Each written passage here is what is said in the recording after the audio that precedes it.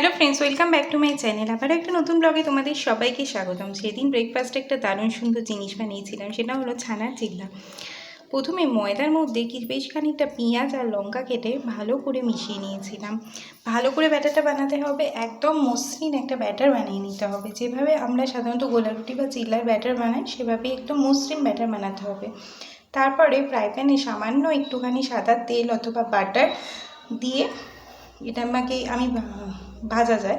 আমি এখানে সাদা তেল ব্যবহার করেছি, চাইলে বাটার বা ঘিও ব্যবহার করতে পারেন। তারপরে 1 চামচ পরিমাণ এখানে আমি এই ব্যাটারটা দিয়ে দিচ্ছি। আর যেভাবে গোলা রুটি বানায় না সাধারণ গোলা রুটি, ঠিক সেভাবে এটা বানিয়ে নিতে হবে।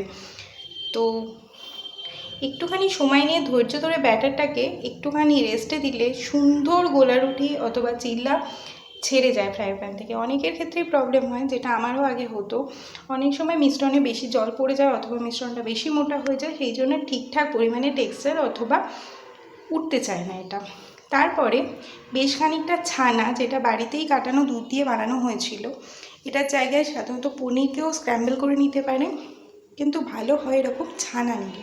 ছানাটাকে আমি একটু নুন আর গোলমরিচ নিয়ে একটুখানি ম্যারিনেশন করে রেখেছিলাম, তাহলে খেতে এর টেস্টটা দারুণ হয়।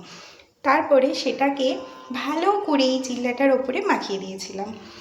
দেখুন, একদম যেভাবে না চিজ স্প্রেড করা হয় সেরকমই দেখতে লাগছিল। আর তারপরে এটাকে আবার উল্টে দিতে হবে, দিয়ে এই পিঠটাকেও সুন্দর করে লাল লাল করে ভেজে নিতে হবে। এত সুন্দর এর গন্ধ আর এত সুন্দর এটা খেতে হয়েছিল না যে কি বলবো, রেসিপিটা না শেয়ার করে পারলামই না। তো একবার সবাইকে বাড়িতে বলবো এরকমভাবে চিল্লা ট্রাই করে দেখো। ছানার এই চিল্লাটা সকালের ব্রেকফাস্টের জন্য যেমন হেলদি, তেমনি খেতেও খুব সুস্বাদু। এটা সস দিয়ে খেতে খুবই ভালো লাগবে। অবশ্য আমি আর সস নিইনি, 2টো ডিম সেদ্ধ নিয়েছিলাম বলে। চলো টাটা, আবার একটা নতুন ব্লগে দেখা হচ্ছে।